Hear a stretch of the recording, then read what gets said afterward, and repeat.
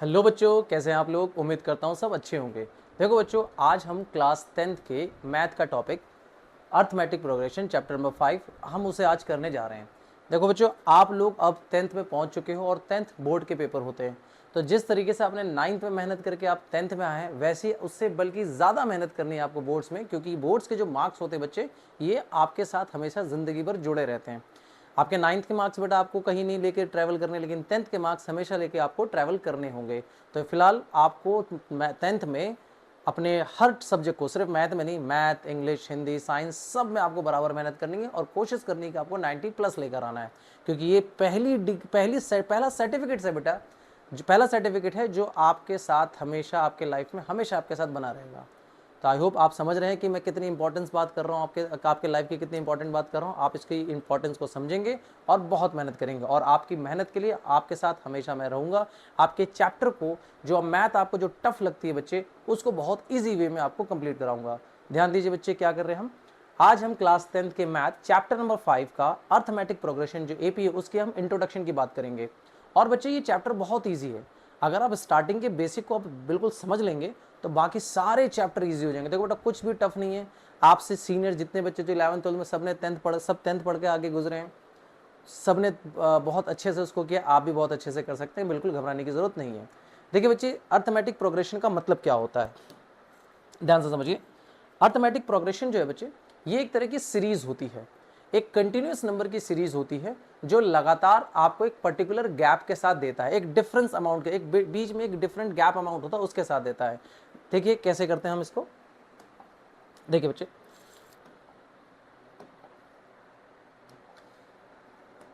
मान लीजिए आपको बचपन में क्यूज दिया जाता था कि 2, 4, 6, 8 और अगला नंबर क्या होगा। तो यहां पे आप अपना कॉमन सेंस इस्तेमाल करते थे। आपने देखा कि नंबर 2 से स्टार्ट हो रहा है, 4, 6, 8, तो 100% अगला नंबर जो होगा वो 10 होगा, उसके बाद 12 होगा।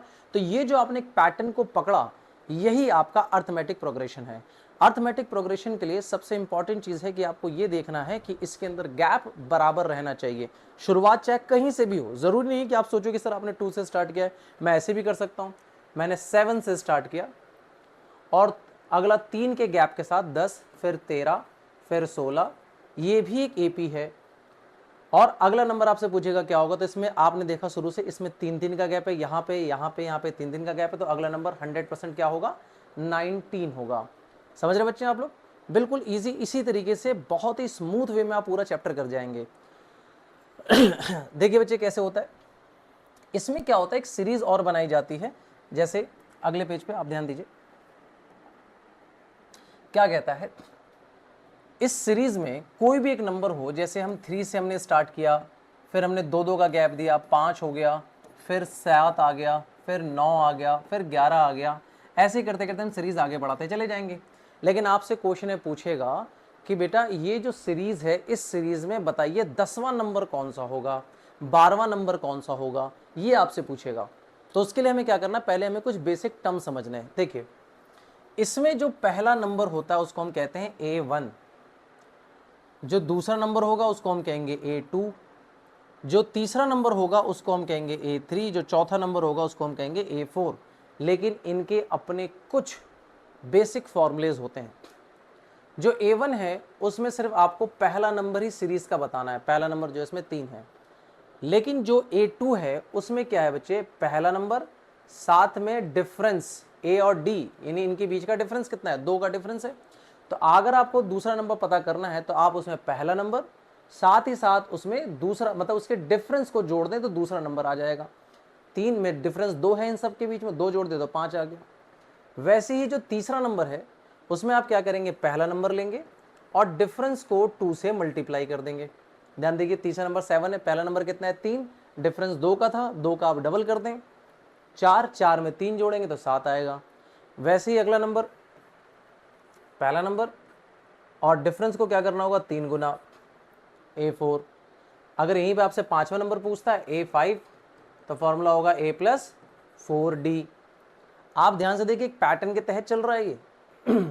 इसी तरीके से अगर आपको मान लीजिए A10 निकालना है तो A+ 9D। यहाँ पे एक पैटर्न देखने की ये ज़रूरत है कि जितना भी नंबर आपसे पूछा गया है, जितना भी पूछा गया है उससे जस्ट एक कम करना है आपको D के साथ मल्टीप्लाई।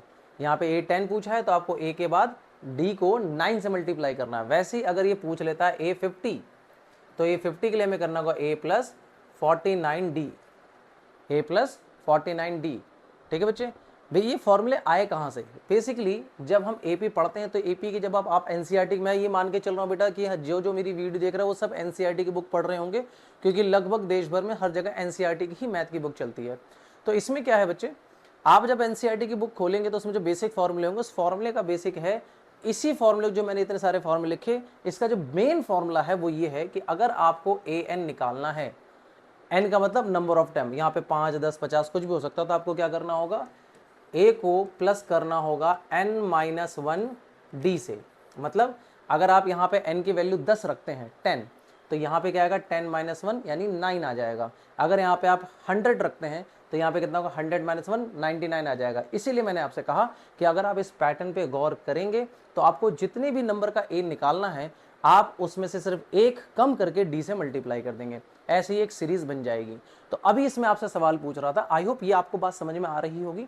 अभी आपसे सवाल पूछा था, बताइए कि इस सीरीज में, जो सीरीज हम यहाँ पे कर रहे हैं, इस सीरीज में हमारा 10वां नंबर क्या होगा। तो उसके लिए हमें क्या करना है, हमें पहले दो चीज़ों को पता करना होगा कि इसमें A क्या है और D क्या है। तो बच्चे हमने देख लिया, हमें पता है इसमें A क्या है 3 है और D क्या है 2 है। तो इसी हिसाब से फॉर्मूला क्या बनेगा, हमसे पूछता है 10 का, A 10 क्या होगा, तो A 10 का फॉर्मूला हो जाएगा A प्लस 9D। हमने देखा इसमें A क्या है, A जो है वो 3 है और D कितना है बच्चे, इसमें 2 है, तो 2 के साथ मल्टीप्लाई कर दिया, ये आ गया A और ये आ गया 18, टोटल मिला के ये आ जाएगा 21। यानी इस सीरीज का जो 10वां नंबर होगा, इस सीरीज का जो 10वां नंबर होगा वो एक्चुअली में 21 होगा। आई होप ये बात आपको समझ में आ रही है कि बिल्कुल ईजीएस्ट वे में आप इसको सीखते चले जाएंगे। ये बेसिक एक इंट्रोडक्शन है, इस चैप्टर में आपसे यही पूछेगा।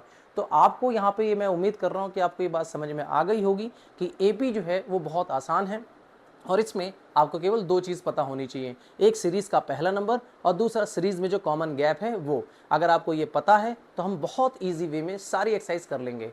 ठीक है बच्चे, अगर आपको ये वीडियो वर्थफुल लगी हो तो आप बेटा प्लीज़ चैनल को हमारे सब्सक्राइब कीजिए, लाइक कीजिए और दूसरे बच्चों तक इसको पहुंचाइए ताकि क्वालिटी एजुकेशन हर किसी तक पहुंच सके।